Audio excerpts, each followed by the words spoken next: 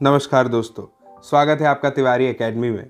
दोस्तों, आज के इस वीडियो में हम बात करने वाले हैं कक्षा 8 के सामाजिक विज्ञान में इतिहास के अध्याय 7 की। इतिहास का अध्याय 7 जिसका शीर्षक है देशी जनता को सभ्य बनाना, राष्ट्र को शिक्षित करना। तो चलिए शुरू करते हैं इस अध्याय को।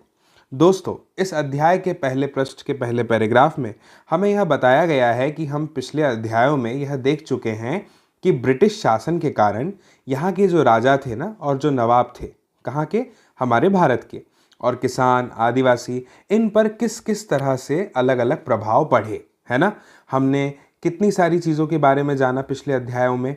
ईस्ट इंडिया कंपनी कैसे आई, कैसे व्यापार उन्होंने शुरू किया, व्यापार से साम्राज्य तक की पूरी कहानी पर हम इन अध्यायों में चर्चा कर रहे हैं, करते आ रहे हैं, है ना। राजाओं पर, नवाबों पर कैसे असर पड़े, ग्रामीण जीवन पर क्या असर पड़ा, शहरी जीवन पर क्या असर पड़ा, यह सब हमने देखा। इस अध्याय में दोस्तों हम यह समझने का प्रयास करेंगे कि इन चीज़ों से विद्यार्थियों के जीवन पर क्या असर पड़े। अब यहाँ पर एक प्रश्न आता है कि विद्यार्थियों के जीवन को समझना ज़रूरी क्यों है। तो मैं आपको बता दूं कि वह इसलिए ज़रूरी है क्योंकि भारत में जो अंग्रेज़ लोग थे ना, वो केवल भू क्षेत्र पर विजय पाने के लिए, यानी कि ज़मीन हथियाने के लिए और आय पर नियंत्रण रखना, सिर्फ इतना ही नहीं चाहते थे। तो फिर वे क्या चाहते थे? उन्हें यह लगता था दोस्तों कि एक सांस्कृतिक मिशन भी है जिसे अंजाम देना है। वे यह मानते थे कि उन्हें देशी समाज को सभ्य बनाना है, यानी वो हमें असभ्य मानते थे, और उनके जो रीति रिवाज थे ना और जो मूल्य मान्यताएं थी उसको बदलना है।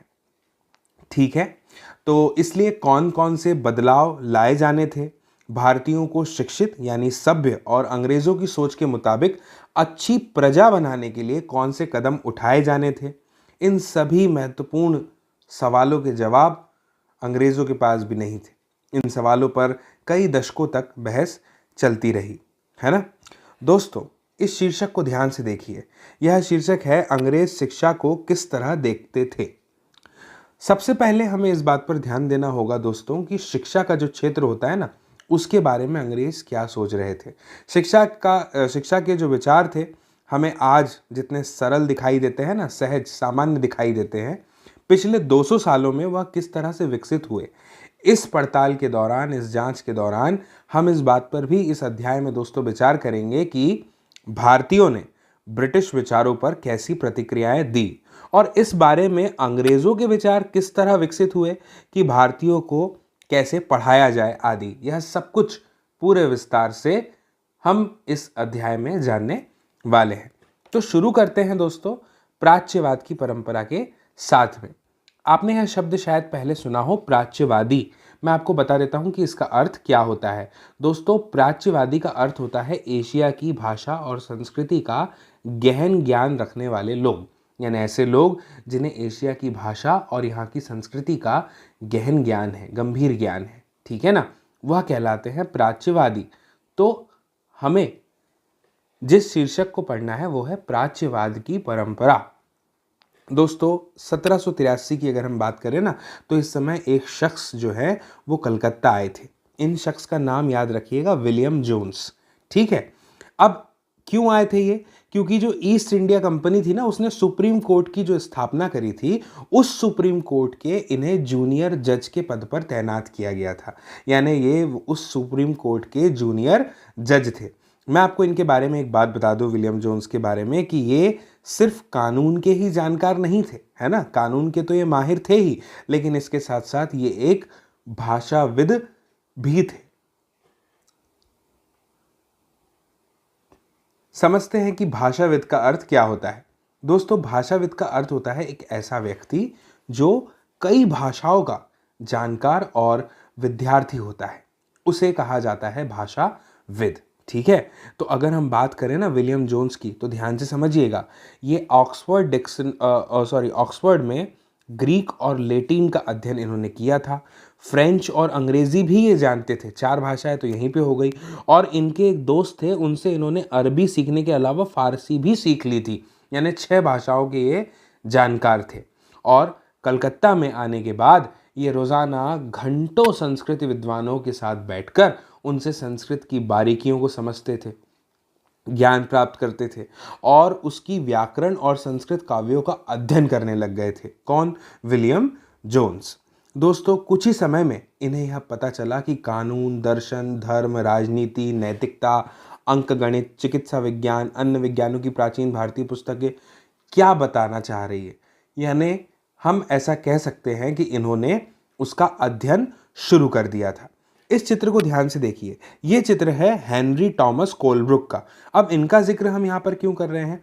क्योंकि जैसे जैसे जोन्स ने पढ़ना शुरू किया ना, लोगों से बातचीत करना शुरू की, तो जोन्स ने ये चीज़ महसूस करी कि कलकत्ता में उस समय बहुत सारे जो अंग्रेज अफसर थे ना, वो भी उन्हीं की तरह दिलचस्पियां रखते थे, यानी उन्हीं की तरह संस्कृति में इंटरेस्टेड थे जानने में।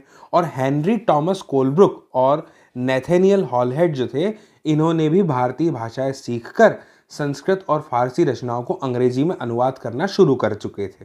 ठीक है, प्राचीन भारतीय विरासत को समझने के प्रयास में लगे हुए थे ये लोग।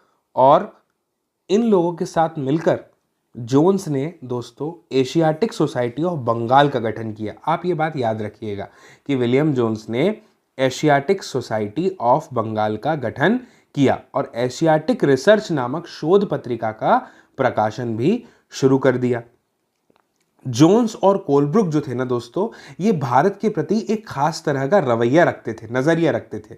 ये भारत और पश्चिम दोनों की प्राचीन संस्कृतियां जो थी ना, उसके प्रति गहरा आदर भाव रखते थे। हमें यह बात समझनी चाहिए कि भारत के प्रति भी और पश्चिम देशों के प्रति भी, जो पश्चिमी सभ्यता थी उसके प्रति भी इन दोनों के मन में आदर भाव था। जोन्स और कोलब्रुक, है ना दोस्तों, दोनों की प्राचीन संस्कृतियों के प्रति गहरा आदर भाव था। दोस्तों भारतीय सभ्यता प्राचीन काल में अपने वैभव के शिखर पर थी, यानी सफलता पे थी, ऊंचाई पर थी, है ना, सफलता के शिखर पर थी। लेकिन बाद में उसका पतन होता चला गया। उनकी राय में भारत को खोजना और समझना बहुत ही ज़रूरी था। इनका मानना था कि हिंदुओं और मुसलमानों के असली विचारों और कानूनों को इन्हीं रचनाओं के ज़रिए समझा जा सकता है। हमारा इतिहास क्या है, हमारा साहित्य क्या है, इसी के आधार पर तो हमें समझा जा सकता है, हमारी पहचान की जा सकती है। ऐसा इन दोनों का भी मानना था, जोन्स का और कोलब्रुक का। दोस्तों इन रचनाओं के पुनः अध्ययन से ही भारत के भावी विकास का आधार पैदा हो सकता है। इस तरह जोन्स और कोलब्रुक दोनों ही प्राचीन ग्रंथों को ढूंढने, उनकी व्याख्या करने, अनुवाद करने यानी उन्हें ट्रांसलेट करने और ज़्यादा से ज़्यादा लोगों तक जो उनके परिणाम थे ना, उनको जो पड़ताल करने के बाद मिलते थे, जांच करने के बाद, ट्रांसलेशन के बाद, उसको पहुंचाने में जुट गए। दोस्तों इन दोनों को यह विश्वास था कि यह परियोजना न केवल अंग्रेजों को भारतीय संस्कृति से सीखने में मदद देगी, बल्कि भारतीयों को भी अपनी विरासत को दोबारा अपनाने के लुप्त वैभव को समझने में मदद देगी। दोस्तों इस प्रक्रिया में अंग्रेज भारतीय संस्कृति के अभिभावक और मालिक दोनों ही भूमिकाएं निभा रहे थे। इन प्रयासों और विचारों से प्रभावित होकर कंपनी के दोस्तों उस समय बहुत सारे जो अधिकारी थे ना, उन्होंने एक दलील दी। अब ये क्या थी कि अंग्रेजों को पश्चिमी ज्ञान की बजाय भारतीय ज्ञान को ही प्रोत्साहन देना चाहिए। कहाँ पे? भारत में। अब ऐसा क्यों कह रहे थे कि सिर्फ अंग्रेजी ज्ञान को ही जो है प्रोत्साहित करना चाहिए? क्योंकि वे चाहते थे कि प्राचीन भारतीय ग्रंथों के अध्ययन को प्रोत्साहित करने और संस्कृत व फारसी साहित्य व काव्य पढ़ाने के लिए संस्थानों की स्थापना की जाए। दोस्तों मैं आपको बता दूं कि ये जो अधिकारी थे ना, इनकी एक और मान्यता ये भी थी कि जो हिंदू और मुसलमान थे ना, इनको वही पढ़ाया जाना चाहिए जिससे वे पहले ही परिचित हैं और जिसे वे आदर और महत्व देते हैं, और उन्हें अनजाने विषयों की शिक्षा नहीं दी जानी चाहिए। और दोस्तों इन अफसरों की राय में केवल तभी अंग्रेज देशी जनता का दिल जीत सकते हैं, केवल तभी अजनबी शासक अपनी प्रजा से आदर की उम्मीद कर सकते हैं, है ना। यहाँ पर जिक्र आया है मदरसे का। मैं आपको बता दूं कि मदरसा एक शब्द है जिसका अर्थ होता है सीखने का स्थान। सीखने के स्थान को ना अरबी भाषा में कहा जाता है मदरसा। ठीक है, यह किसी भी तरह का स्कूल या कॉलेज या कोई और संस्थान हो सकता है ना। अब हम आगे बढ़ते हैं दोस्तों, इसी बात को ध्यान में रखते हुए। कौन सी बात को ध्यान में रखते हुए? कि केवल अंग्रेज देशी जनता का दिल कब जीत सकते हैं? जब हम उन्हें उन्हीं की मान्यताओं, उन्हीं के इतिहास को पढ़ाएंगे, उन्हीं की भाषा संस्कृति में, है ना। तो इन्हीं बात को ध्यान रखते हुए 1781 में अरबी, फारसी, इस्लामिक कानून के अध्ययन को बढ़ावा देने के लिए कलकत्ता में एक मदरसा खोला गया। अभी हमने देखा मदरसे का अर्थ क्या होता है। दोस्तों आगे बढ़ने से पहले आप यहाँ पर ये देखिए, एक चित्र है। इस चित्र में वॉरेन हेस्टिंग्स का स्मारक दिखाई आपको देता है, ठीक है ना। रिचर्ड वेस्टमॉन्ट 1830, अब कलकत्ता स्थित विक्टोरिया मेमोरियल में है ये, ठीक है ना। दोस्तों इस तस्वीर से हमें क्या पता चलता है कि भारत में ब्रिटिश सत्ता के बारे में प्राच्यवादी किस तरह से सोचते थे, है ना। प्राच्यवादी कौन थे, मैंने आपको बताया था कि एशिया की भाषा और संस्कृति का गहन ज्ञान रखने वालों को प्राच्यवादी कहा जाता है, ठीक है ना। तो इस तस्वीर से हमें क्या पता चलता है कि भारत में जो ब्रिटिश शासन था ना, उसके बारे में दोस्तों जो प्राच्यवादी लोग थे वो किस प्रकार से सोचते थे। यहाँ पर हम देख सकते हैं कि सबसे ऊपर हेस्टिंग्स की भव्य प्रतिमा बनाई हुई है ना। और जो प्राच्यवादियों के भारी समर्थक थे, इसके एक तरफ पंडित हैं, है ना, और दूसरी तरफ नीचे बैठे हुए हमें मुंशी जी दिखाई दे रहे हैं, है ना। दोस्तों मैं आपको बता दूं कि मुंशी से तात्पर्य जो है ना यहाँ पर उस शख्स से है जो फारसी का ज्ञान रखता था, है ना। आप कोई और अर्थ निकालें इससे पहले मैंने आपको यहाँ पे इसका सटीक अर्थ बता दिया है। दोस्तों हेस्टिंग्स तथा अन्य प्राच्यवादी भारतीय विद्वानों से अलग अलग प्रकार की भारतीय भाषाएं सीखना चाहते थे, जिन्हें वह कई बार केवल बोलियां समझते थे और वर्नाकुलर का नाम दे देते थे। अब मैं आपको बताता हूं कि वर्नाकुलर का अर्थ क्या होता है। दोस्तों यह शब्द आम तौर पर मानक भाषा से अलग किसी स्थानीय भाषा या बोली के लिए उपयोग किया जाता है। मान लीजिए कि हमारी मानक भाषा है हिंदी और कई सारी बोलियां आसपास में बोली जाती है, तो उसके लिए शब्द उपयोग में लाया जा रहा है वर्नाकुलर। दोस्तों भारत एक औपनिवेशिक देश हो गया था उस समय, है ना।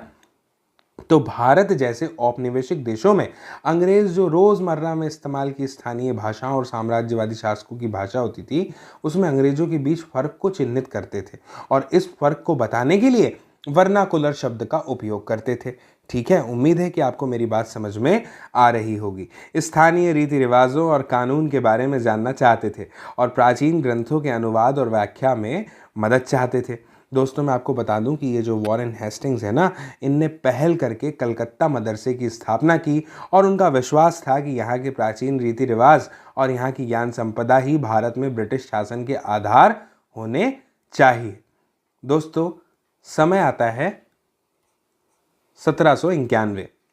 तब बनारस में हिंदू कॉलेज की स्थापना की गई ताकि वहाँ प्राचीन संस्कृत ग्रंथों की शिक्षा दी जा सके और देश का शासन चलाने में भी इससे क्या मिल जाएगी, मदद मिल जाएगी, सहायता मिल जाएगी। लेकिन दोस्तों मैं आपको बता दूं कि कंपनी के जितने भी अफसर थे ना, वो इस प्रकार की विचारधाराओं से बिल्कुल भी सहमत नहीं थे, ठीक है ना। बहुत सारे जो प्राच्यवादी थे ना, उनके वो कटु आलोचक थे, उनकी आलोचना करते थे। दोस्तों ऐसा क्यों था ये भी हम समझते हैं इस शीर्षक से, पूरब की जघन्य गलतियां। अब समझिए दोस्तों 19वीं सदी की शुरुआत है ना, और इसकी शुरुआत से ही क्या हुआ, अधिकतम अंग्रेज अफसर जो थे ना, वो शिक्षा के प्राच्यवादी दृष्टिकोण की आलोचना करने लग गए, ठीक है। उनकी नज़र में यह सही नहीं था। उनका कहना क्या था कि जो पूर्वी समाज है ना, इसका ज्ञान गलतियों से भरा हुआ है, त्रुटियों से भरा हुआ है, और इतना ही नहीं, यह अवैज्ञानिक भी है, इसमें कोई वैज्ञानिक तर्क ये सब चीज़ें दिखाई नहीं देती। ये लोग यह सोचते थे, जितने भी अंग्रेज अफसर थे दोस्तों, कि पूर्वी साहित्य मतलब अगंभीर और सतही था, यानी ऊपर ऊपर की बातें हैं, गहराई इसमें है नहीं और बिल्कुल भी इसमें कोई गंभीरता नहीं है। इसीलिए क्या हुआ, ये जो अंग्रेज अफसर थे ना, इन्होंने ऐसी दलील दी कि अंग्रेजों को अरबी और संस्कृत भाषा और साहित्य के अध्ययन को बढ़ावा देने पर इतना खर्चा करने की आवश्यकता नहीं है, इतना खर्चा नहीं करना चाहिए। दोस्तों प्राच्यवादी लोगों पर हमला करने वालों में जेम्स मिल जो थे ना, वह प्रमुख शख्स थे। इनका क्या विश्वास था भैया, जेम्स मिल्स ये मानते थे कि अंग्रेज लोग जो थे ना, उनको देशी जनता को खुश करने और उसका दिल जीतने के लिए जनता की इच्छा के हिसाब से या उनकी भावनाओं को ध्यान में रखते हुए शिक्षा नहीं देनी चाहिए। दोस्तों उनकी राय में शिक्षा के जरिए उपयोगी और व्यवहारिक चीज़ों का ज्ञान दिया जाना चाहिए। इसीलिए दोस्तों मैं आपको बता दूं कि भारतीयों को पूर्वी समाजों के काव्य और धार्मिक साहित्य की बजाय ये पढ़ाया जाना चाहिए कि पश्चिम ने किस तरह की वैज्ञानिक और तकनीकी सफलताएं हासिल कर ली है, ठीक है ना दोस्तों। फिर समय आता है 1830 की, एक जिक्र इसका भी आता है। 1830 में आप समझिए कि इस दशक के तक के प्राच्यवादियों का विरोध और ज़्यादा तीखा हो गया था। थॉमस बेबिंगटन मैकॉले, ये नाम को आप बहुत याद रखिएगा, थॉमस बेबिंगटन मैकॉले इन आलोचकों में सबसे मुखर और प्रभावशाली विचारक थे। अब ये क्या मानते थे? ये भारत को एक असभ्य देश मानते थे जिसे सभ्यता का पाठ पढ़ाना जरूरी था, ऐसा इनको लगता था। और मैकाले के मुताबिक दोस्तों मैं आपको बता दूं कि पूर्वी ज्ञान की कोई भी शाखा इंग्लैंड की प्रगति के समकक्ष नहीं थी, यानी उसके बराबर नहीं थी। इन्होंने बिल्कुल मूर्खों का ज्ञान मान लिया था, है ना, हमारी संस्कृति को, हमारे अध्ययनों को। और मैकॉले का कहना क्या था कि एक अच्छे यूरोपीय पुस्तकालय का केवल एक खाना ही भारत और अरब के समूचे देशी साहित्य के बराबर है। आप समझिए इन्होंने हमारे ज्ञान को कितना कमतर आंका, है ना। और इनका क्या तर्क था? इनका तर्क था कि भारत में ब्रिटिश सरकार को प्राच्यवादी ज्ञान पर सरकारी पैसा बर्बाद नहीं करना चाहिए। ऐसा क्यों कह रहे थे? क्योंकि इनका मानना था कि इससे कोई फायदा होने वाला नहीं है। दोस्तों गहन ऊर्जा के साथ और आवेश के साथ में मैकॉले ने अंग्रेजी भाषा सिखाने की ज़रूरत पर जोर दिया। इनका क्या मानना था? इनका मानना था कि अंग्रेजी के ज्ञान से भारतीयों को दुनिया की श्रेष्ठतम साहित्यिक कृतियों को पढ़ने का मौका मिलेगा और यहाँ के लोग पश्चिमी विज्ञान और दर्शन के क्षेत्र में हुए विकास से अवगत हो पाएंगे, जान पाएंगे। और इस प्रकार उनका कहना था मैकॉले का कि अंग्रेजी पढ़ाना लोगों को सभ्य बनाने, उनकी रुचियों, मूल्यों, संस्कृति को बदलने का एक रास्ता भी हो सकता है। ठीक है ना। पूरा का पूरा इन्होंने क्या करना चाहा? पूरी की पूरी व्यवस्था को बदल देना चाहा, है ना, अंग्रेजी शिक्षा के साथ में। मैकॉले के मिनट्स यानी कि विवरण के आधार पर 1835 का अंग्रेजों का शिक्षा अधिनियम पारित किया गया। ध्यान से समझिएगा दोस्तों, ये फैसला लिया गया कि अंग्रेजी को उच्च शिक्षा का माध्यम बनाया जाएगा और कलकत्ता जो मदरसा था ना, तथा बनारस संस्कृत कॉलेज, ऐसे प्राच्यवादी संस्थानों को प्रोत्साहन दिया ही नहीं जाएगा। इन संस्थानों को अपने आप शरण का शिकार होते जा रहे अंधकार के मंदिरों की संज्ञा दी गई, है ना, कि अपने आप धीरे धीरे ये नष्ट होते चले जा रहे हैं। अब स्कूलों के लिए भी अंग्रेजी पाठ्य पुस्तकें छपने लग गई थी। ठीक है, आप समझ पा रहे हैं दोस्तों। दरअसल क्या होता है ना कि जब हम बात किसी विद्यार्थी के ऊपर करते हैं तो हम बात कर रहे होते हैं हमारे देश के वर्तमान और आने वाले भविष्य की। इसलिए इस अध्याय को जानना समझना हमारे लिए बहुत महत्वपूर्ण हो जाता है।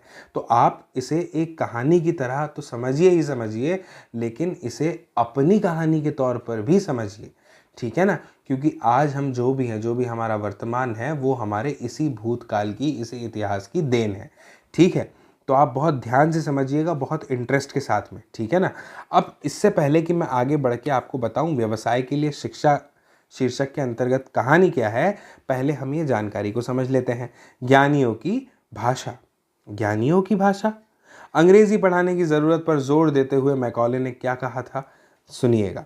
सभी पक्ष इस बात पर सहमत दिखाई देते हैं कि भारत के देशी लोगों द्वारा आम तौर पर बोली जाने वाली बोलियों में न तो साहित्यिक जानकारियां होती हैं और ना ही वैज्ञानिक। इसके अलावा ये बोलियां इतनी दरिद्र और रूखी है कि अगर किसी और स्रोत से उनको समृद्ध न बनाया जाए तो किसी भी मूल्यवान कृति का उनमें अनुवाद भी नहीं किया जा सकता। थॉमस बेबिंगटन मैकॉले, भारतीय शिक्षा के विषय में 2 फरवरी 1835 के मिनट्स यानी विवरण। अब समझते हैं व्यवसाय के लिए शिक्षा। ध्यान से सुनिएगा दोस्तों, समय है 1854 का। ईस्ट इंडिया कंपनी ने क्या किया, London state court of directors ने भारतीय गवर्नर जनरल को शिक्षा के विषय में एक नोट भेज दिया। अब इस नोट में क्या लिखा है, ये बहुत दिलचस्प बात है, ध्यान से समझिएगा।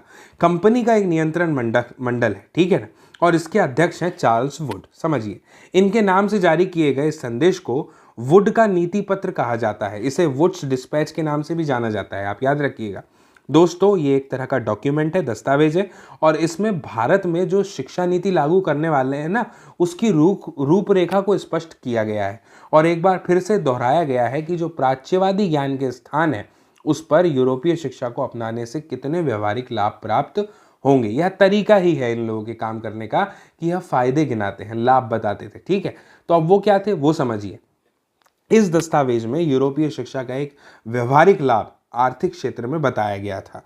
उनके मुताबिक ये थी बात कि यूरोपीय शिक्षा के माध्यम से भारतीयों को व्यापार और वाणिज्य के विस्तार से होने वाले लाभों को समझने और देश के संसाधनों के विकास का महत्व समझने में मदद मिलने वाली है, सहायता मिलेगी। और यदि उन्हें यूरोपीय जीवन शैली से अवगत कराया गया यानी परिचित कराया गया, तब क्या होगा, तो उनकी रुचियों और आकांक्षाओं में भी बदलाव आएगा और ब्रिटिश वस्तुओं की मांग पैदा होगी। समझ रहे हैं ना आप बात की गंभीरता को?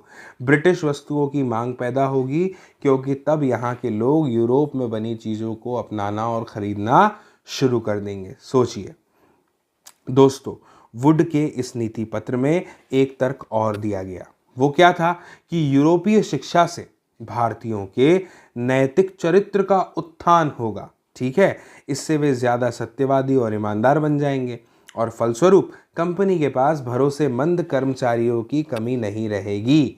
दस्तावेज के मुताबिक दोस्तों बात यह थी कि पूरब का साहित्य न केवल भयानक गलतियों से भरा पड़ा है, न सिर्फ इसमें भयानक त्रुटियां हैं, बल्कि यह लोगों में ना तो काम के प्रति उनकी जिम्मेदारी, उनके दायित्व और समर्पण का भाव पैदा कर सकता है और ना ही शासन के लिए आवश्यक निपुणता यानी कि योग्यता पैदा कर सकता है। समझिए कितनी भयानक स्थिति है कि हमारे अपने देश के विषय में बड़े बड़े निर्णय हम नहीं ले रहे। ये तो ऐसी स्थिति हो गई कि मकान मालिक मकान के विषय में कोई निर्णय नहीं ले पा रहा है और अपने ही मकान में किराएदार बन के रह गया है, ठीक है ना, उस पर जुल्म किए जा रहे हैं। अब समझिए 1854 के नीति पत्र के बाद अंग्रेजों ने कई अहम कदम उठाए, महत्वपूर्ण। सरकारी शिक्षा विभागों का गठन कर दिया ताकि शिक्षा संबंधी मामलों पर सरकार का नियंत्रण स्थापित किया जा सके।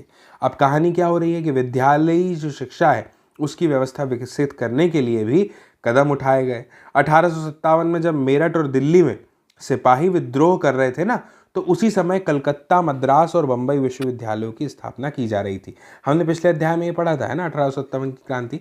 स्कूली शिक्षा प्रणाली में परिवर्तन के प्रयास भी किए गए। अब आगे बढ़ने से पहले इस जानकारी को समझिए। यूरोपीय ज्ञान के पक्ष में एक तर्क 1854 के वुड के नीति पत्र में प्राच्यवादी ज्ञान का विरोध करने वालों की निर्णायक विजय का संकेत था। इसमें क्या कहा गया था, समझिएगा, ध्यान से सुनिएगा। हमें जोर देकर यह बात कहनी चाहिए कि भारत में हम जिस शिक्षा का प्रसार करना चाहते हैं उस शिक्षा का लक्ष्य यूरोप की श्रेष्ठतर कलाओं, सेवाओं, दर्शन और साहित्य यानी यूरोपीय ज्ञान का प्रसार करना है।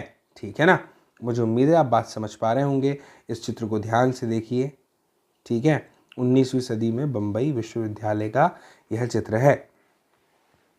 अब आगे बढ़ते हैं नैतिक शिक्षा की मांग की ओर। इस चित्र को आप देख सकते हैं, यह स्कॉटलैंड के ईसाई प्रचारक विलियम केरे हैं।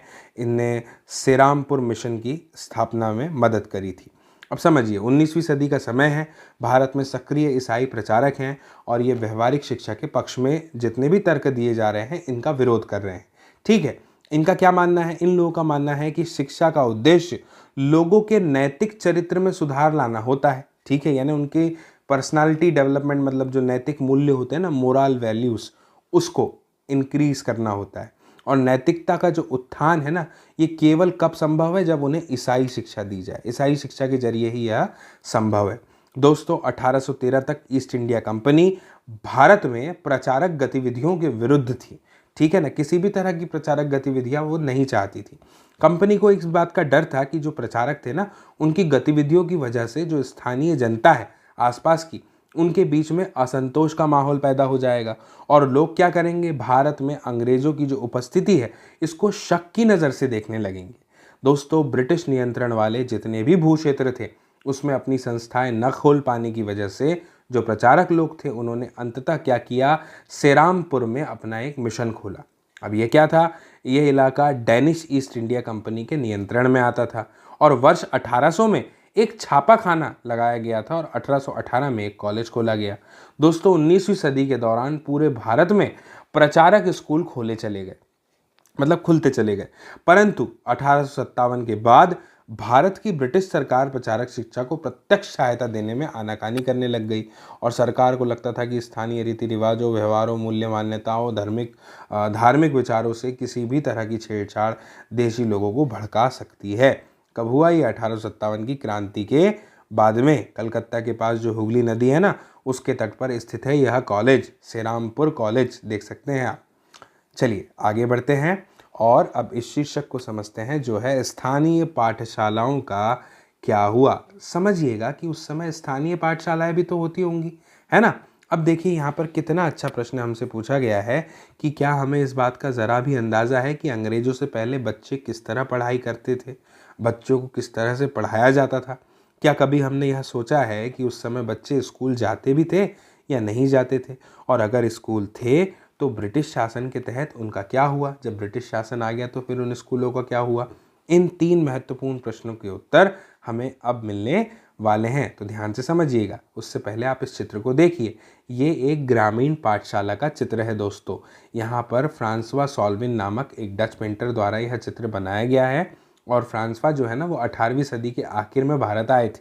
ठीक है, इनके चित्रों में उन्होंने लोगों का जो दैनिक जीवन था ना उसको दर्शाने का प्रयास किया है। ठीक है, अब आगे बढ़ते हैं। विलियम एडम की रिपोर्ट। दोस्तों 1830 का दशक था और इसमें स्कॉटलैंड से आए एक ईसाई प्रचारक थे विलियम एडम।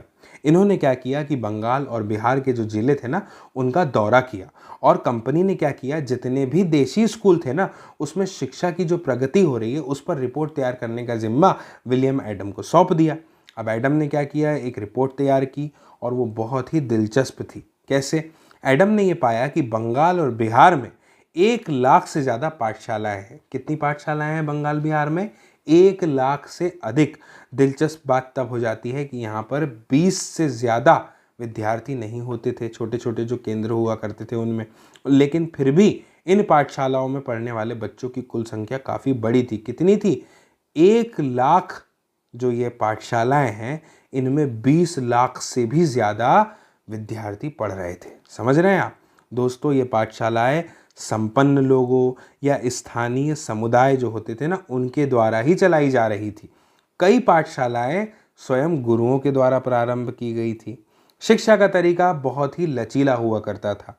आज हम जिन चीज़ों की स्कूल से उम्मीद करते हैं ना उनमें से कुछ चीज़ें उस समय की पाठशालाओं में मौजूद थी। दोस्तों बच्चों की फीस निश्चित नहीं थी। इसका क्या अर्थ होता है? जिसकी जितनी हैसियत उतनी फीस उससे ली जाती थी। छपी हुई किताबें तो होती ही नहीं थी। पाठशाला की इमारत जो थी ना, बिल्डिंग, वो बनाई नहीं जाती थी अलग से। बेंच कुर्सियां भी नहीं हुआ करती थी। ब्लैक बोर्ड नहीं होते थे। अलग से कक्षाएं लेने, बच्चों की हाजिरी लेने यानी उनकी अटेंडेंस लेने, इसका कोई भी इंतजाम उस समय नहीं होता था। सालाना इम्तिहान और नियमित समय सारणी जैसी कोई व्यवस्था थी ही नहीं थी। कुछ पाठशालाएं बरगद की छांव में चलती थी, है ना, और कई गांव की किसी दुकान या मंदिर के कोने में गुरु के घर पर ही बच्चों को पढ़ाया जाने लग जाता था। आप समझिए माहौल कैसा रहा होगा। बच्चों की फीस उनके माँ बाप की आमदनी से तय होती थी कि उनके माँ बाप कितना कमाते हैं। ठीक है, अमीरों को ज़्यादा और गरीबों को कम फीस देनी पड़ती थी। दोस्तों शिक्षा मौखिक होती थी, यानी बोलकर पढ़ाया जाता था, ना कि लिखवा कर। और क्या पढ़ाना है यह बात विद्यार्थियों की ज़रूरतों को देखते हुए गुरु ही तय करते थे। विद्यार्थियों को अलग कक्षाओं में नहीं बिठाया जाता था, सभी एक जगह एक साथ बैठते थे। अलग अलग स्तर के विद्यार्थी यानी अलग अलग लेवल के स्टूडेंट्स को उनके साथ गुरु अलग से बात कर लेते थे, है ना, समय और ज़रूरत के अनुसार। तो एडम ने क्या पाया दोस्तों कि यह लचीली प्रणाली स्थानीय आवश्यकताओं के लिए काफ़ी अनुकूल है। उदाहरण के लिए फसलों की कटाई के समय कक्षाएं बंद हो जाती थी, क्योंकि उस समय गांव के बच्चे प्राय खेतों में काम करने चले जाया करते थे। कटाई और अनाज निकल जाने के बाद पाठशाला दोबारा शुरू हो जाती थी, एक बार फिर से। और दोस्तों इसका परिणाम क्या था कि साधारण जो काश्तकार थे उनके बच्चे भी पढ़ाई कर सकते थे, है ना। अब हम आगे बढ़ते हैं और पढ़ते हैं अगला शीर्षक, जो क्या है? नई दिनचर्या, नए नियम। दोस्तों 19वीं सदी के मध्य तक कंपनी का ध्यान मुख्य रूप से उच्च शिक्षा पर था। इसीलिए कंपनी ने स्थानीय पाठशालाओं के कामकाज में कभी ज़्यादा दखल दिया ही नहीं। ठीक है ना, क्योंकि आप समझ रहे हैं ना कंपनी का ध्यान अभी कहाँ पर है? उच्च शिक्षा पर है। तो वो बिल्कुल स्थानीय पाठशालाओं क्या काम कर रही हैं वो उस पर दखल नहीं दे रहे हैं। 1854 का समय आया, उसके बाद कंपनी ने क्या किया दोस्तों कि जो देशी शिक्षा व्यवस्था थी ना उसमें सुधार लाने का फैसला कर लिया। और कंपनी का क्या मानना था कि इसके लिए जो मौजूदा व्यवस्था है ना, इसके भीतर ही बदलाव किए जा सकते हैं। कंपनी ने एक नई दिनचर्या, नए नियम और नियमित निरीक्षणों के जरिए पाठशालाओं को और व्यवस्थित करने के बारे में सोचा। इसके लिए क्या किया जा सकता था, कंपनी ने क्या कदम उठाए? सबसे पहले हुआ ये कि कंपनी ने बहुत सारे पंडितों को सरकारी नौकरी पर रख लिया। अब ये पंडितों का काम क्या था, आप सोच रहे होंगे, तो मैं आपको बताता हूं कि इनमें से प्रत्येक पंडित को यह काम सौंपा गया कि वो 4 से 5 स्कूलों की देखरेख का जिम्मा उठाए। पंडितों का काम क्या था? पाठशालाओं का दौरा करना, है ना, और वहां पर अध्यापन की स्थितियों में सुधार लाना। प्रत्येक गुरु को निर्देश दिया गया कि वे समय समय पर अपने स्कूल के बारे में रिपोर्ट भेजें और कक्षाओं को नियमित समय सारणी के अनुसार पढ़ाएं। अब सब कुछ अनुशासन के अंतर्गत होने का प्रयास हो रहा है। अध्यापन पाठ्य पुस्तकों पर आधारित होगा। विद्यार्थियों की जो प्रगति है उसको मापने के लिए वार्षिक परीक्षाओं की रूपरेखा तैयार की जाने लगेगी। विद्यार्थियों से ये कहा गया कि वे नियमित रूप से शुल्क दें, नियमित रूप से कक्षा में आए, तय सीट पर बैठें और अनुशासन के नियमों का पालन करें। दोस्तों, नए नियमों पर चलने वाली पाठशालाओं को सरकारी अनुदान मिलने लग गए। अब जो नए नियमों का पालन करेगा उसको क्या मिलेगा? उस पाठशाला को सरकारी अनुदान मिलेगा, फंड मिलेगा। और जो पाठशालाएं नई व्यवस्था के भीतर काम करने को तैयार नहीं थी, उन्हें कोई सरकारी सहायता नहीं दी जाती थी। जिन गुरुओं ने सरकारी निर्देशों का पालन करने की बजाय अपनी स्वतंत्रता बनाए रखी, उनके साथ क्या होना था? सरकारी सहायता प्राप्त और नियमों से चलने वाली पाठशालाओं के सामने वो कमजोर पड़ने लग गए। दोस्तों, इन नए नियम और दिनचर्या का एक और भी नतीजा हुआ, यानी परिणाम सामने आया। वो क्या था कि जो पहले वाली व्यवस्था थी ना, जिसके बारे में भी हमने देखा था, उसमें गरीब किसान के बच्चे भी पाठशालाओं में जा सकते थे क्योंकि शालाओं की समय सारणी बहुत लचीली होती थी। नई व्यवस्था में क्या हो गया कि अनुशासन की मांग की गई, बच्चे नियमित रूप से स्कूल आए। अब क्या होता था कि जो कटाई का मौसम आता था ना, उसमें भी बच्चों का स्कूल में आना ज़रूरी हो गया था। जबकि उस समय क्या था कि जो गरीब घरों के बच्चे होते थे ना, वो खेतों में काम करने जाया करते थे। अगर कोई बच्चा स्कूल नहीं आ पाता था तो इसे अनुशासन हीनता माना जाता था। इसका क्या अर्थ होता था कि बच्चा पढ़ना लिखना नहीं चाहता है। ठीक है ना? मुझे उम्मीद है आपको ये बात समझ में आ गई होगी। अब आगे बढ़ने से पहले मैं आपको बताता हूँ इस चित्र के बारे में, जो है अरविंदो घोष का। दोस्तों, अरविंदो घोष 15 जनवरी 1908 को मुंबई, जो है वर्तमान में यानी बॉम्बे उस समय में, अपने एक संभाषण में उन्होंने राष्ट्रीय शिक्षा पर कुछ बोला। और क्या कहा बोलते हुए कि इसका जो लक्ष्य है ना शिक्षा का, वो छात्रों में राष्ट्रीयता का भाव जागृत करना है। इसके लिए उन्हें अपने पूर्वजों के साहसिक कार्यों पर गहराई से चिंतन करना आवश्यक हो जाएगा। शिक्षा को मातृभाषा में होना चाहिए, यानी मदर टंग में। क्यों ऐसा? ताकि अधिक से अधिक लोगों तक वो पहुंच सके। अरविंदो ने दोस्तों इस बात पर भी जोर दिया कि छात्रों को अपने मूल के साथ जुड़े रहना चाहिए, फिर भी उनको आधुनिक वैज्ञानिक आविष्कारों तथा लोकप्रिय शासन व्यवस्था के संदर्भ में पश्चिमी देशों के अनुभव का भी भरपूर लाभ उठाना चाहिए। इसके अतिरिक्त छात्रों को कोई हस्तकला भी सीखनी चाहिए। क्यों सीखनी चाहिए? ताकि वे स्कूल छोड़ने पर यथासंभव रोजगार प्राप्त कर सके। स्किल डेवलपमेंट से तात्पर्य है आज के संदर्भ में देखा जाए तो। चलिए अब आगे बढ़ते हैं और आगे बढ़ते हुए बात करते हैं राष्ट्रीय शिक्षा की कार्य सूची के विषय में। तो दोस्तों, जैसा कि हम जानते हैं कि सिर्फ अंग्रेज अफसर जो थे वही थे जो भारत में शिक्षा के बारे में नहीं सोच रहे थे। ठीक है ना? 19वीं सदी की अगर हम बात करें तो 19वीं सदी की जब शुरुआत हुई, जब प्रारंभ हुआ, तो भारत के अलग अलग भागों में, अलग अलग क्षेत्रों में बहुत सारे ऐसे विचारक थे जो शिक्षा के व्यापक प्रसार की ज़रूरत पर जोर देने लगे थे। इन विचारकों का मानना था कि शिक्षा का होना बहुत ज़रूरी है। जब समाज में बच्चे शिक्षित होंगे तभी वह आगे बढ़ सकता है, अपनी आज़ादी, स्वतंत्रता आदि सब चीज़ों को समझ सकता है। दोस्तों, यूरोप में जो बदलाव आ रहे थे उनसे प्रभावित होकर के कुछ भारतीय ऐसे भी थे जिनका ऐसा मानना था कि जो पश्चिमी शिक्षा है वही है जो भारत का आधुनिकीकरण कर सकती है। यानी कि भारत में आधुनिकता को कौन लेकर के आ सकता है? यूरोप में जो बदलाव आ रहे थे उससे प्रभावित होकर के कुछ भारतीयों का मानना था कि जो पश्चिमी शिक्षा है वो ऐसा कर सकती है। दोस्तों, इन्हीं लोगों ने, यह वही लोग थे जिन्होंने क्या किया, अंग्रेजों से आह्वान किया। यहाँ पर लिखा है, आप शब्द पर ध्यान दीजिए। अंग्रेजों से इन्होंने आह्वान किया कि ये नए स्कूल, कॉलेज, विश्वविद्यालय खोलें तथा शिक्षा पर ज़्यादा पैसा खर्च करें। दोस्तों मैं आपको बता दूं कि इस दिशा में हुए कुछ प्रयासों के बारे में हम पढ़ने वाले हैं हमारे अध्याय 9 में। ठीक है, वो चर्चा बाद के अध्याय में 9 में करेंगे अगले वीडियो में। इसके बाद में बहुत सारे भारतीय पश्चिमी शिक्षा के विरुद्ध भी थे। महात्मा गांधी और रविन्द्रनाथ टैगोर को ही ले लीजिए, ये दोनों ही इसी प्रकार के लोगों में आते थे जो कि पश्चिमी शिक्षा के विरुद्ध थे।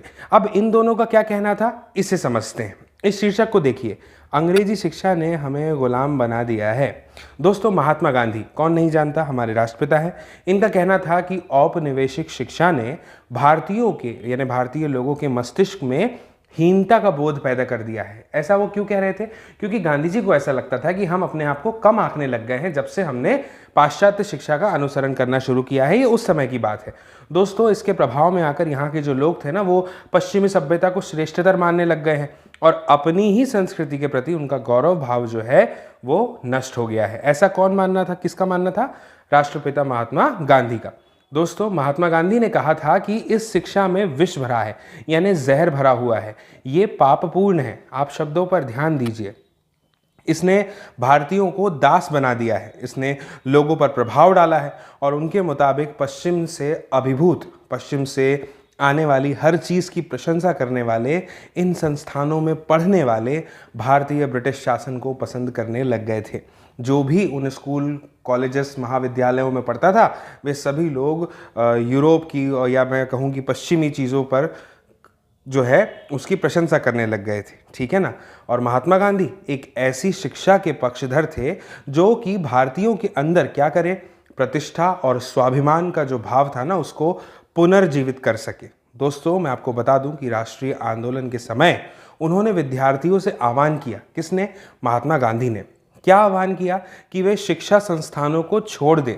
बिल्कुल, वो शिक्षा संस्थानों को छोड़ दें और अंग्रेजों को बताए कि अब वे गुलाम बने रहने के लिए तैयार नहीं हैं। दोस्तों महात्मा गांधी की दृढ़ मान्यता थी कि शिक्षा केवल भारतीय भाषाओं में ही दी जानी चाहिए। उनके मुताबिक अंग्रेजी में दी जा रही शिक्षा भारतीयों को अपाहिज बना देती है ना। उसने उन्हें अपने सामाजिक परिवेश से काट दिया है और उन्हें अपनी ही भूमि पर अजनबी बना दिया है। महात्मा गांधी का उस समय ऐसा मानना था। दोस्तों उनकी राय में विदेशी भाषा बोलने वाले, स्थानीय संस्कृति से घृणा करने वाले, अंग्रेजी शिक्षित भारतीय अपनी जनता से जुड़ने के तौर तरीके पूरी तरह से भूल चुके थे। दोस्तों महात्मा गांधी का कहना यह भी था कि जो पश्चिमी शिक्षा है ना, वो मौखिक ज्ञान की बजाय केवल पढ़ने और लिखने पर केंद्रित है। तो अब इसमें किस चीज़ का अभाव आ जाएगा? भाई पाठ्य पुस्तक पर जोर दिया जाता है, लेकिन जीवन के जो अनुभव है, जो व्यवहारिक ज्ञान है, उनकी भी उपेक्षा नहीं की जानी चाहिए। लेकिन यहाँ पर ऐसा ही हो रहा था, जीवन अनुभव, व्यवहारिक ज्ञान की उपेक्षा की जाती थी। और गांधी का तर्क ये था दोस्तों कि शिक्षा से व्यक्ति का दिमाग और आत्मा विकसित होनी चाहिए। उनकी राय में केवल साक्षरता यानी पढ़ने और लिखने की क्षमता पा लेना ही शिक्षा नहीं होती। इसके लिए तो लोगों को हाथ से काम करना पड़ता है, हुनर सीखने पड़ते हैं और यह जानना पड़ता है कि विभिन्न चीज़ें, अलग अलग चीज़ें किस तरह काम करती हैं। इससे उनका मस्तिष्क और समझने की क्षमता दोनों ही विकसित होंगे। इस चित्र पर ध्यान दीजिए। गांधी जी और रविन्द्रनाथ टैगोर यहाँ पर बैठे हुए हैं शांति निकेतन में और लड़कियों की एक टोली के साथ ये बैठे हैं। 1940 का जो है ये दृश्य है। ये कस्तूरबा गांधी जी हैं और ये गांधी जी हैं और ये रविन्द्रनाथ टैगोर हैं।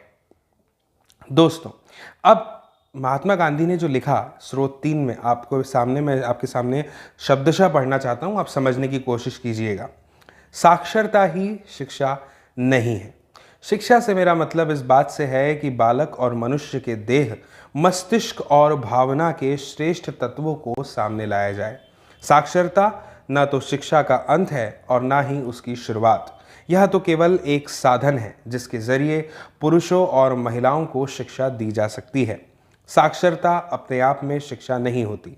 लिहाजा मैं बच्चों को शिक्षित करते हुए सबसे पहले उन्हें कोई उपयोगी हस्तकौशल सिखाऊंगा और उन्हें शुरू से ही कुछ रचने, पैदा करने के लिए तैयार करूंगा। मेरा मानना है कि दिमाग और आत्मा का सर्वोच्च विकास इस तरह की शिक्षा में ही संभव है। प्रत्येक हस्तकौशल आज की तरह केवल यांत्रिक ढंग से ही नहीं बल्कि वैज्ञानिक ढंग से पढ़ाया जाना चाहिए। यानी बच्चे को प्रत्येक प्रक्रिया के क्यों और किस लिए का पता होना चाहिए। ये स्रोत लिया गया है दोस्तों the collected works of Mahatma Gandhi के खंड 72 से, पृष्ठ संख्या 79 है।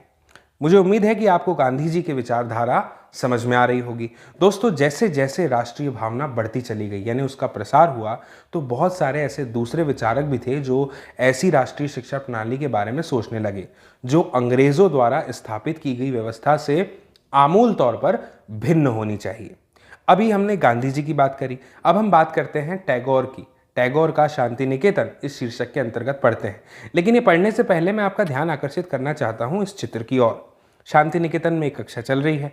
ये समय 1930 का है। आप देखिए आसपास का माहौल, चारों तरफ पेड़ और खुली जगह है। ऐसे विद्यालय में कौन नहीं पढ़ना चाहेगा, है ना। दोस्तों, हम में से बहुत सारे दोस्तों ने शांति निकेतन के बारे में ज़रूर सुना है, लेकिन हमें यह भी पता होना चाहिए कि इसकी स्थापना किसने की और क्यों की थी। दोस्तों, रविन्द्रनाथ टैगोर की अगर हम बात करें ना, तो उन्होंने यह संस्था 1901 में शुरू की थी। टैगोर जब बच्चे थे ना, तो स्कूल जाने से बहुत चिढ़ते थे। वहाँ उनका दम घुट जाया करता था। उन्हें स्कूल का माहौल दमनकारी लगता था। टैगोर को ऐसे लगता था मानो स्कूल कोई जेल हो। ऐसा क्यों लगता था उन्हें? क्योंकि वहाँ बच्चे जो है ना, वो मनचाहा कभी नहीं कर पाते थे। जब दूसरे बच्चे शिक्षक को सुन रहे होते थे, टैगोर का दिमाग कहीं और भटक रहा होता था। दोस्तों, कलकत्ता के अपने स्कूल जीवन के अनुभवों ने शिक्षा के बारे में टैगोर के विचारों को काफ़ी प्रभावित किया, उन पर काफ़ी असर डाला। और जब वे बड़े हुए तो उन्होंने एक ऐसा स्कूल खोलने के बारे में सोचा जहाँ बच्चे खुश रह सके, जहाँ वे मुक्त हो, फ्री हो और रचनाशील यानी कि क्रिएटिव हो, जहाँ वे अपने विचारों और आकांक्षाओं को समझ सके।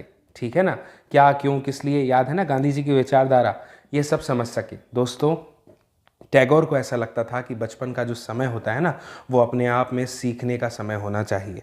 अंग्रेजों द्वारा जो स्थापित की गई थी ना शिक्षा व्यवस्था, उसके वे कड़े और बंधनकारी अनुशासन से मुक्त होना चाहिए विद्यार्थियों को। ऐसा कौन सोचता था? टैगोर। शिक्षक कल्पनाशील हो, यानी टीचर्स भी कैसे होने चाहिए? जिनकी इमेजिनेशन पावर जो है वो स्ट्रांग हो, और इसके साथ साथ उनकी इस अंडरस्टैंडिंग यानी बच्चों को समझते हों और उनके अंदर उत्सुकता जानने की चाह विकसित करने में मदद कर सके। टैगोर के मुताबिक वर्तमान स्कूल बच्चे की रचनाशीलता, चकित होने के उसके स्वाभाविक गुण को मार देते हैं। दोस्तों, टैगोर का यह भी मानना था कि जो शिक्षा सृजनात्मक होती है ना, उसको केवल प्राकृतिक परिवेश में ही प्रोत्साहित किया जा सकता है। जब खुला वातावरण हो, हरे भरे पेड़ पौधे आसपास में हो, पक्षियों के चहचहाने की आवाज़ आती हो, ठंडी खुली हवाएं चलती हो, है ना, हल्की हल्की धूप निकलती हो, ऐसे में जब कक्षा लगती है ना खुले में, तो उसका आनंद ही कुछ और होता है। इसीलिए दोस्तों, उन्होंने कलकत्ता से 100 किलोमीटर दूर एक ग्रामीण परिवेश में अपना स्कूल खोलने का फैसला लिया। उन्होंने यह जगह निर्मल शांति से भरी शांति निकेतन दिखाई दी, जहां प्रकृति के साथ जीते हुए बच्चे अपनी स्वाभाविक सृजनात्मक मेधा को और विकसित कर सकते थे।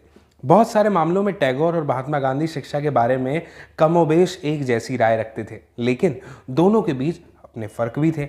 गांधी जी पश्चिमी सभ्यता और मशीनों व प्रौद्योगिकी की उपासना के कट्टर आलोचक थे। टैगोर आधुनिक पश्चिमी सभ्यता और भारतीय परंपरा के श्रेष्ठ तत्वों का सम्मिश्रण चाहते थे। उन्होंने शांति निकेतन में कला, संगीत और नृत्य के साथ साथ विज्ञान और प्रौद्योगिकी की शिक्षा पर भी जोर दिया। दोस्तों, इस प्रकार बहुत सारे लोग इस बारे में सोचने लग गए थे कि एक राष्ट्रीय शिक्षा प्रणाली की रूपरेखा क्या और कैसी होनी चाहिए, क्योंकि उनके सामने दो ऐसे महानुभाव जो थे, एक गांधी जी और एक टैगोर। दोस्तों, कुछ लोग अंग्रेजों द्वारा स्थापित की गई जो व्यवस्था थी ना, उसमें परिवर्तन चाहते थे। उनका मानना था कि इसी व्यवस्था को इस तरह से फैलाया जाए कि उसमें ज़्यादा से ज़्यादा लोगों को पढ़ने के मौके मिले। इसके विपरीत दोस्तों, मैं आपको बता दूं कि बहुत सारे लोग ऐसे भी थे जो एक वैकल्पिक व्यवस्था चाहते थे, ताकि लोगों को सच्चे अर्थों में राष्ट्रीय संस्कृति की शिक्षा दी जा सके। अब कौन तय करे कि सच्चे अर्थों में राष्ट्रीय शिक्षा क्या होता अर्थों में राष्ट्रीय क्या होता है? इस राष्ट्रीय शिक्षा की बहस स्वतंत्रता के बाद भी जारी रही। इस चित्र को आप ध्यान से देखिए दोस्तों, कोयम्बटूर का ये चित्र है।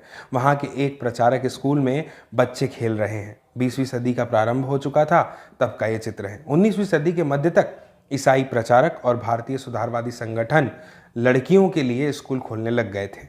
ठीक है ना, मुझे उम्मीद है कि आप यह समझ पा रहे होंगे।